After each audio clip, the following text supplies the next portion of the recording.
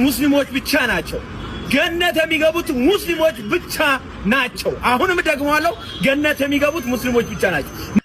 አንፈልግም፣ ሲጀመር መግባት አንፈልግም። የተባረከ ያርግላችሁ፣ ያጣፍጥላችሁ፣ መልካሙን ሁሉ ያደርግላችሁ፣ ሰላም ግቡ።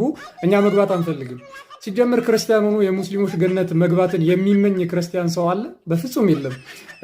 ሙስሊም ወንድሞቻችን እንድትረዱ የምንፈልገው እኛ ይህንን ነው። በእስልምና ትምህርት ያለውን ጀነት፣ ይሄ በቁርአን ላይ በሐዲሳት ላይ የተዘገበውን ጀነት እዛ ውስጥ መግባት የሚመኝ ክርስቲያን በፍጹም የለም። አንመኘውም ያንን ገነት። እስኪ ምን አይነት ነው የሙስሊሞች ጀነት? እስኪ አንድ ጊዜ ይህንን አድምጡት። ለጀነት ሰዎች አላቸው ጡታቸው ጉች ያሉ ሴቶች አላቸው አለ አላህ።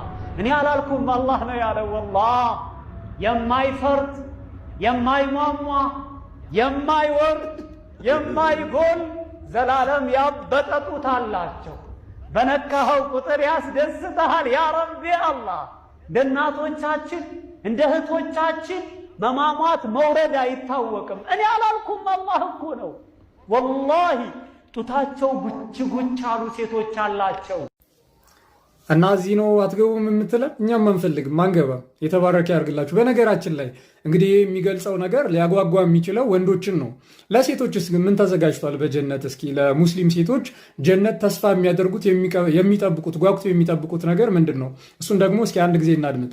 ስለ ሑረል ዒን ሲነሳ ትዝ ያለ ነገር አለ። ወንዶች ሴቶችም ያው ጥያቄ ያቀርባሉ። ለወንዶች ሑረል ዒን አለ ተባለ፣ ለእኛስ ምንድን ነው የተዘጋጀ? ያው የጀነት ውስጥ ባላለሽ ነው አለቀ። ጀነት ውስጥ ባላለሽ ላጤ ሆነሽ አትኖሪም። አብሽር ነቢያችን ዓለይሂ ሰላቱ ወሰላም እንዳሉት ጀነት ውስጥ ላጤ የለም፣ ወንድ ላጤም ሴት ላጤም የለም ማለት ነው። ወንድ ካለ ሴት እኮ አይኖርም አይደል? ስለዚህ አንዷ ሴት አንቺ ነሽ ነው፣ አንዷ ሴት አንቺ ነሽ።